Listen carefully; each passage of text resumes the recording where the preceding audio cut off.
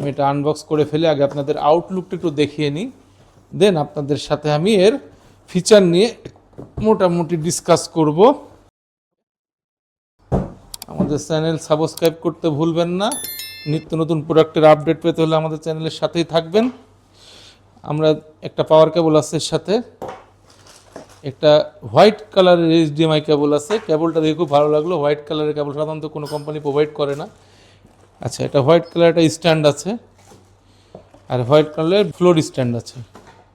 এই মোটামুটি এই যে প্যাকেজিংয়ের কাভার তুলে ফেললাম। এখন মনিটরটা আমি আপনাদের দেখাবো।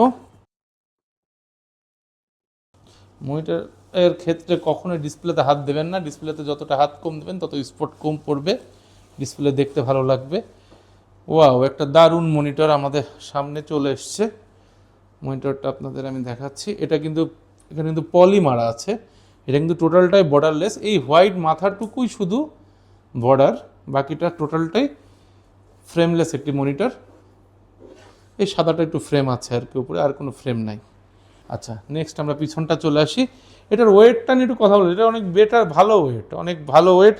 অর্থাৎ ভেতরে পাওয়ার অ্যাডাপ্টারগুলো অনেক বেটার দেওয়া আছে মেবি। পিছনটার ফিনিশিং খুবই অসাম, খুবই সুন্দর।